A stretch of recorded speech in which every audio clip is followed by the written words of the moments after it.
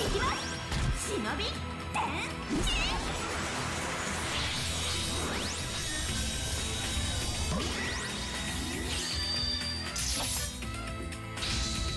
Yeah, this is gonna be one of those episodes.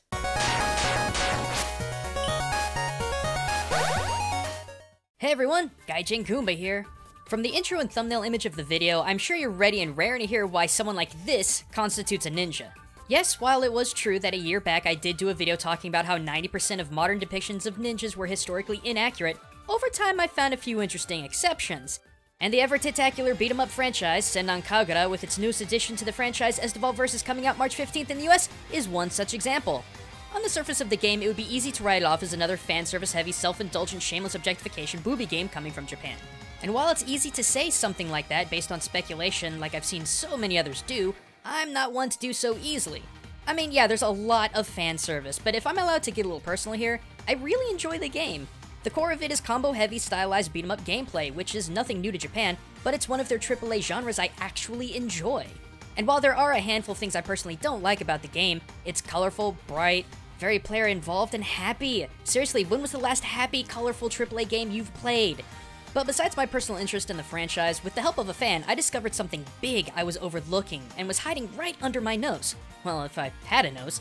Now, these girls are supposed to be ninjas, never mind the fact that they're wearing street clothes or styles of Japan's current fashion trends, who almost universally have huge gravity-defying boobs that would theoretically get in the way of any physical activity, and all of them moe as heck.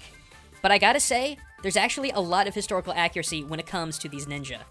And I know what you're thinking, but Gaijin, you yourself said that real-life ninja hide their face, wear navy blue, are tiny and agile, and were non-combative.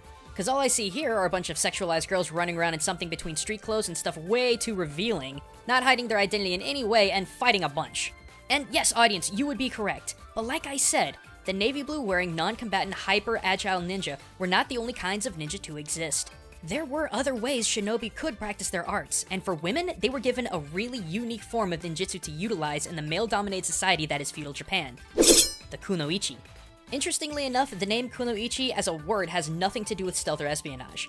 Where shinobi literally means stealth and ninja means stealth person, kunoichi is actually written like this, which utilizes all three alphabets of Japanese, hiragana, katakana, and kanji. The average person would consider this to mean 9 plus 1, but just like the crafty ninja, there's a hidden meaning behind the characters.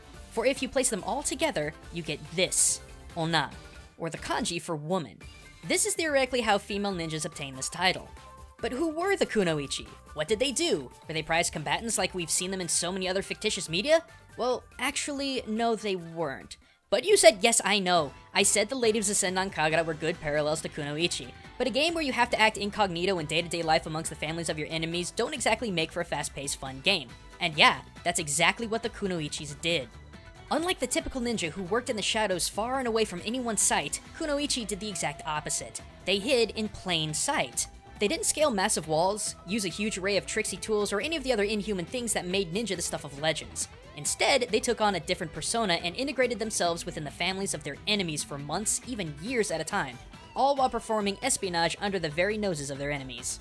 As impractical as you might think that to be, remember, this was old-school Japan. Women didn't have much in the way of power. It was a society that was 99% dominated by males. In such a society, it would seem strange for a man in a powerful or wealthy family to fear a simple handmaiden, but the crafty women of Japan took full advantage of that. They would dress in their everyday clothing, performing their day-to-day tasks, all the while stealing valuable information from the home of their enemies and sending it to their allies. So, in a way, for the Senran girls to not dress like traditional ninja actually makes a lot of sense. The idea here is to blend in with society, and what better way to blend in said society than to wear everything that's trendy within that society? Just like the kunoichi before them who hid in plain sight, so do the Senran girls.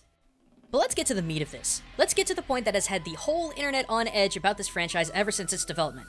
Let's talk about the sexualized nature of these characters. I made a joke with Aki one time that with one or two exceptions, you could put any of the heads of the Senran girls on another one of their bodies and nothing would change. It's pretty uniform. And these busts not only go beyond the logic of physics, but also of practicality. Simply put, it would be really difficult to do anything physically intensive with a rack like this. Finally, there's the ever-popular slam on games like this saying that having sexualized high school girls is perverted and unnatural. Okay, let me start off by saying that according to Japan's laws, under Article 177 of its constitution, the age of consent for sexual activity is 13 years old. 13 years old! There are of course exceptions of this age from prefecture to prefecture, with many of Tokyo's wards actually having an age of consent as high as 17, but I've not seen higher. So, in accordance to their own laws and regulations, high school age isn't so far-fetched. But despite that, kunoichis would utilize their bodies as weapons against their enemies. Juvenile girls who were to become kunoichi were trained in the utilization of their bodies to entice their targets, to get their male targets so mentally wrapped up in their sexualized appearance that all it would take would be a single promise of a pleasurable experience to loosen their lips for the most classified of information. If the Hanzo Gakuin of Senran Kagura really were trying to train a group of girls to become modern-day kunoichi, it makes all the sense in the world for them to be sexualized. I'm sorry, but it's true. Japan is still a country with a very active sexual culture and industry, and if you had a team of operatives who looked like this, your damn Skippy, a smart kunoichi, would take advantage of their body to lure her enemy into a false sense of security. Speaking as a male myself, men get really dumb and loose-lipped when hot women are involved. If nothing else, it doesn't so much disempower the kunoichi girls, but rather empowers them over their lesser-minded targets. And trust me guys, I get it, from a Western perspective, it looks and sounds perverse. But when you take the game and the kunoichi on Japan's own terms, suddenly it doesn't look like a gigantic mindless fanservice fest that a lot of people have made out to be. I mean, yeah, it's there, but to its credit, I think it's there for at least some good reason. And this is far from an isolated case when it comes to social issues versus historical accuracy. But that's for another time. Now, if you like games like this, I bet you're pretty big into anime, manga, and other otaku subculture. And if you're looking for some really unique gaming and anime gear, consider subscribing to Loot Anime. From the people that brought you Loot Crate, Loot Anime is a monthly subscription service that brings popular otaku merch straight to you. For less than $25 a month, you get clothing, figures, and other anime collectibles worth 3 times the subscription cost straight to your door. Each month has a theme, and each item in the box matches that theme, with this month's being Equip. Items included a Saiyan Scouter from DBZ, Monster Hunter Rathalos broadsword pin, an exclusive Kill la Kill shirt, and a lot more. And next month's is going to be Duel, with sweet merch from JoJo's Bizarre Adventure, Ace Attorney, and of course, Yu-Gi-Oh!